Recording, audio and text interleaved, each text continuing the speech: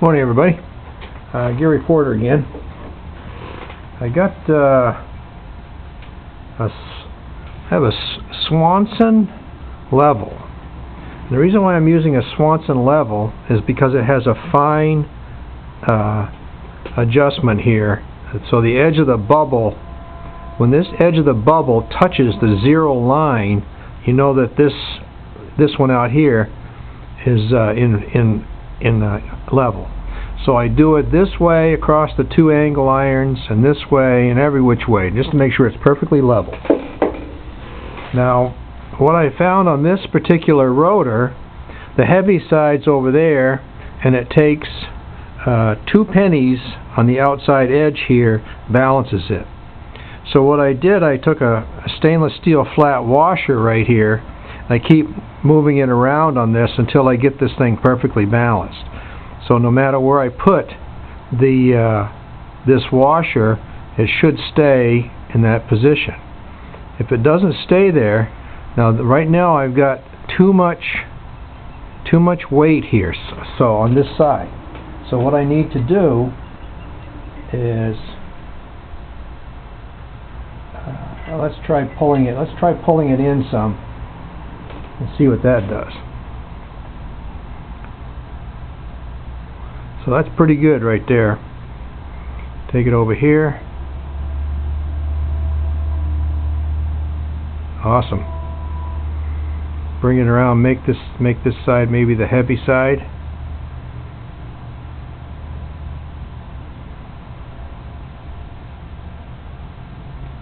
Pretty good. So now I know the position of the washer. Now I've got some iron screws out here, so I try to make sure that this is always in the same position. I should have used stainless steel screws out here, but I didn't change it. So the magnetic fields are probably having a very slight effect on the thing. So I also try to use the same position for the balancing right here with these 2 red lines. I simply put the shaft on that. And that's it. So this one's balanced. I had 1 of the 5 came out absolutely perfect, didn't have to do anything to it.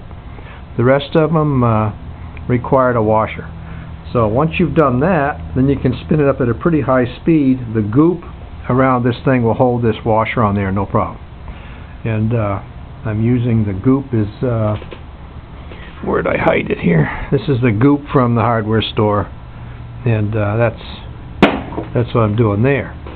What I did, I took the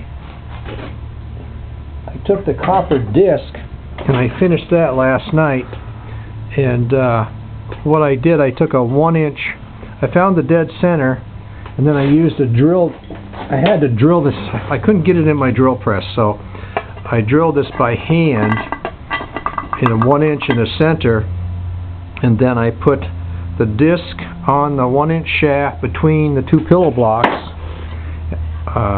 with the pulley on there too. And then I spread them apart a little bit and put goop around the edge of the pulley. So now this is ready to go back on the shaft and make this thing perfectly round here. Before I did the pulley, I did this gluing with the goop. I put the pulley on the shaft and just butted this edge here right against the mounting block for the these things are heavy. The mounting block for the pillow block. And I just found a high side and kept sanding it down until it was perfectly flat. Then you can glue this on there.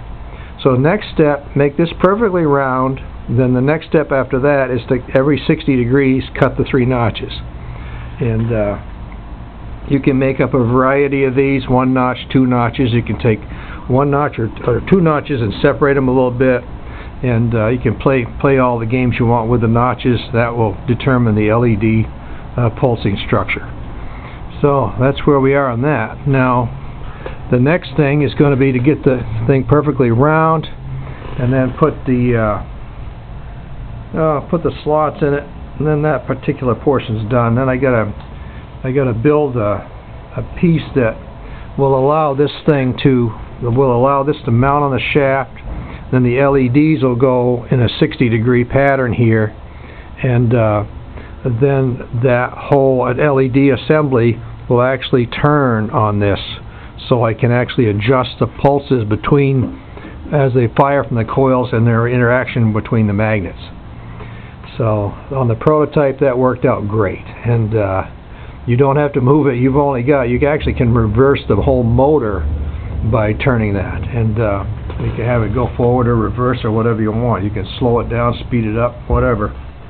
And I think what I'm going to do on the gas pedal in the car, I've got a Variac on the Tesla high voltage system, so I'm going to use the gas pedal to actually control the Variac.